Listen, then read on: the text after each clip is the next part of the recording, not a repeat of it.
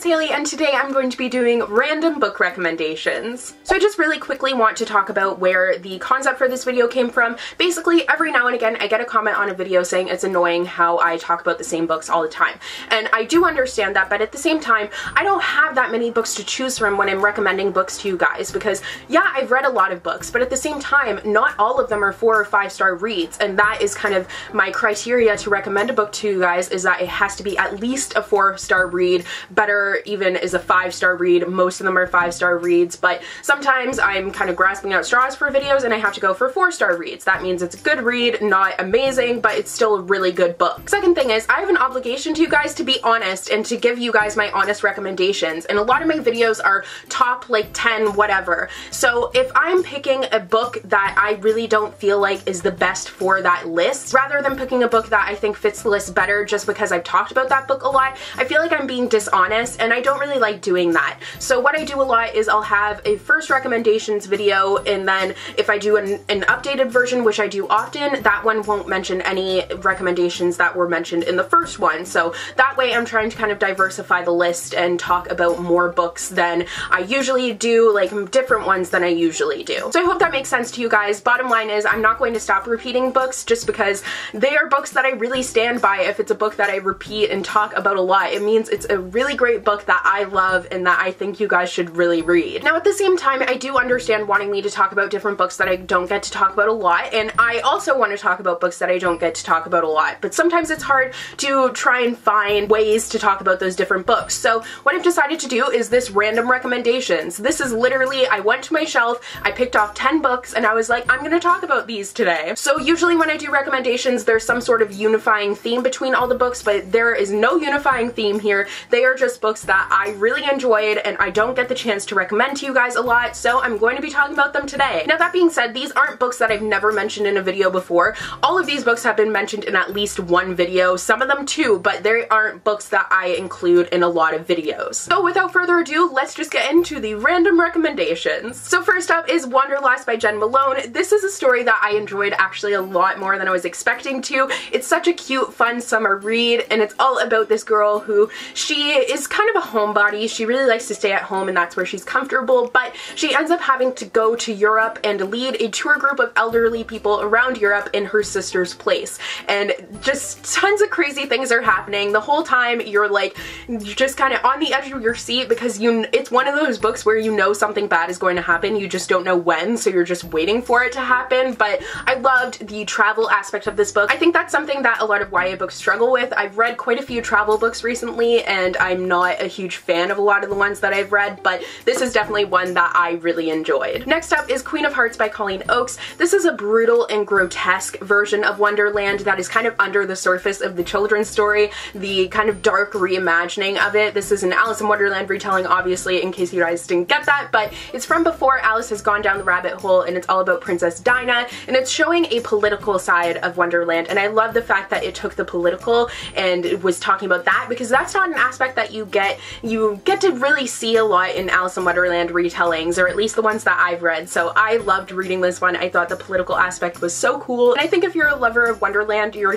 kind of just set up for success with this one. Next up is Educatin and Espionage by Gail Carriger. This was such a cool, fun story. It's kind of the steampunk sort of thing where the girls are sent to finishing school, but it's not really a finishing school. They're taught instead how to be spies. It's so cool. So at the same time, while they're learning manners and proper etiquette, they are also learning how to kill people. It is amazing. I love it, and it is just so much fun. Next up is Walk on Earth a Stranger by Ray Carson. This is a historical fiction set during the gold rush, and it is all about a girl who can sense gold. So she is kind of a hot commodity during that time, and it's just such a cool story. I enjoyed this one a lot more than I was expecting to as well. I thought it was a really fun journey, an interesting time period to be in because it's not one that I had read about before, especially in YA, and it was just really fun. Next up is another historical fiction, and that is In the Shadow of Blackbirds by Kat Winters. This takes place at the time of World War I, but it's set in San Diego, I believe it is. I know it's in California, but it's during the time of the Spanish influenza, and it's kind of a good story to be reading around Halloween because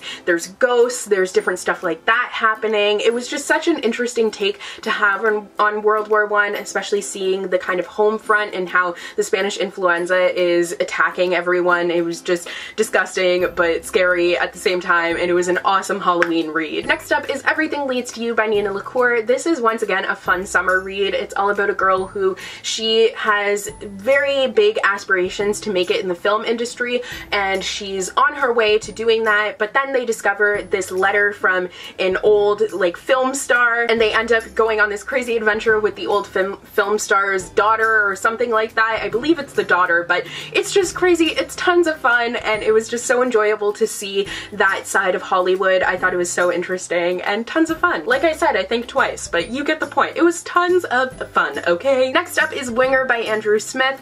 I thought this was such a great story. It was one that I definitely was not expecting to like. I mean, it just didn't really, the cover didn't appeal to me at all, but I decided to pick it up and I ended up really loving it. Like, I just loved the characters. It's all about Ryan Dean, who is this boy who is younger, but he is in high school before he actually should be, so he's younger than all of his friends, and he's kind of trying to find his footing. He's really awkward and just learning how to human, basically, and this story ended up packing a real punch that I wasn't expecting, and that is what made it amazing. Next up is Grave Mercy by Robin Lefevre.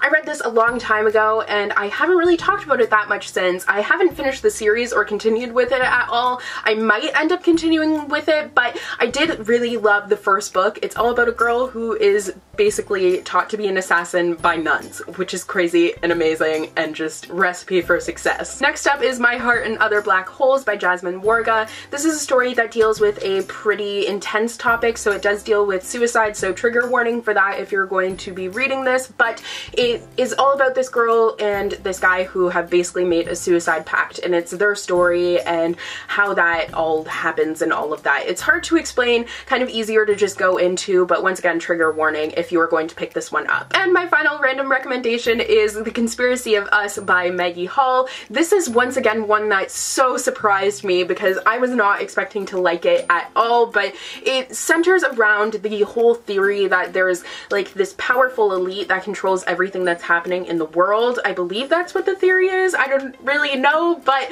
it kind of is surrounding that, and this girl finds out that she is related to the people in this circle which make up that elite, and she is kind of trying to learn how to deal with that and all the fallout from that, and obviously that's a very dangerous circle to be a part of, so it's just crazy and cool, and you travel the world, which is awesome. So those are all of my random recommendations. I hope you guys enjoyed this video. Like I said, this is definitely a video that I'll be doing in the future because it allows me to talk about books that I don't really get to talk about that often. So yeah, I hope you guys enjoyed this video. Let me know if you have read any of these books, your thoughts on them, and yeah, I will see you guys in the next one. Bye!